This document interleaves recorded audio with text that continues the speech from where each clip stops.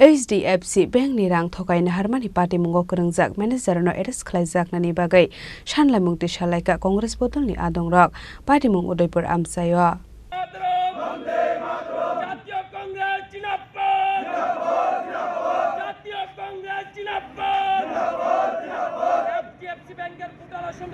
police constable Jayanta Saha হাই হাই police constable Jayanta Saha HDFC ব্যাংকের ঘোটালাকারী জয়ন্ত সাহা জয়ন্ত সাহা HDFC ব্যাংকের ঘোটালাকারী police constable Jayanta Saha HDFC ব্যাংকের ঘোটালাকারী police constable Jayanta Saha Koktumani bisingti Shawman ka laithani kisa sok shalsakang HDFC Bank ni customer rok ni 82 lakh rang thokai na harmani party mungo kerengsak khoroksa police constable na arrest khlaika Arkepur thanani police fiaba party mungo kerengsak te khoroksa manager no tabok phano arrest khlaisa gya khohanei phashlo shanmongti shalaika Congress bodol ni adong rok যে Udaipur HDFC ব্যাংকের মধ্যে সাধারণ মানুষের সেখানে গচ্ছিত টাকা ছিল কারণ ব্যাংক মানেই হচ্ছে একটা নিরাপদ জায়গা এই বিশ্বাস রেখে অনেক সাধারণ মানুষ এর মধ্যে অনেকেই আছেন তার চাকরি জীবন থেকে উনি পেনশনে গিয়েছেন তার এই সরকারি সেই পাওয়া টাকা ভবিষ্যতের কথা চিন্তা করে এই ব্যাংকের মধ্যে সেখানে গচ্ছিত রেখেছিলেন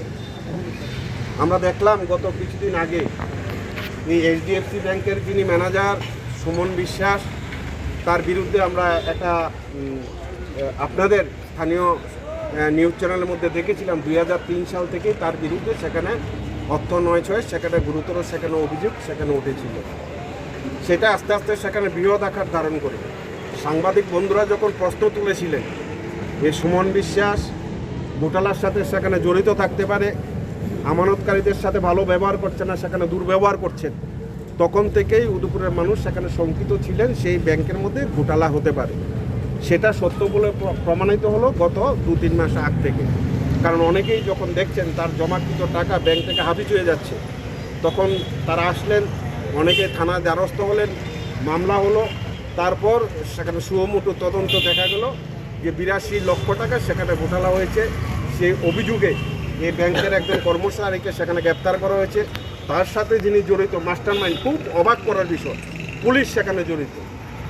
সেটা আমাদের সবথেকে অবাক লেগেছে আজকে ব্যাংক কর্মচারী যারা ব্যাংকের টাকা লেনদেনের সাথে যারা জড়িত তারা যদি অভিযুক্ত হন সেখানে সেটা এক ব্যাপার তাদের মাধ্যমে টাকা লেনদেন হচ্ছে নয়চয় হতে পারে টাকা আত্মসাৎ করেছেন এটা হতে পারে কিন্তু সেখানে পুলিশ সেখানে কীভাবে সেখানে জড়িত হচ্ছে জয়ন্ত সাহা আরকিপুর থানার যিনি কনস্টেবল নিজেকে শাসক দলের কট্টর সমর্থক বলে নিজেকে কোনো জায়গায় সেখানে ওসি বলে নিজেকে সম্বোধন করেছেন জয়ন্ত সাহ সেই ঘোটালার সাথে জড়িত আমরা দেখলাম 3 দিন আগে পুলিশ সেখানে জয়ন্ত সাহকেও সেখানে গ্রেপ্তার করা হয়েছে আমাদের কাছে যেটা সবচাইতে আশ্চর্যের বিষয় HDFC ব্যাংকের যিনি ম্যানেজার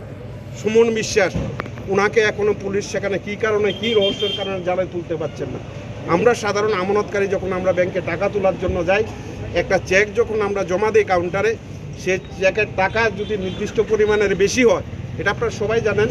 ব্যাংক ম্যানেজার পাস দেওয়া ছাড়া সেই টাকা উদ্ধার হওয়া সম্ভব নয় তাহলে এই ব্যাংকের মধ্যে 82 লক্ষ টাকা গতকালকে বিভিন্ন চ্যানেলের মাধ্যমে দেখলাম সেই যারা গোয়েন্দাগিরি করেন সাংবাদিক বন্ধুরা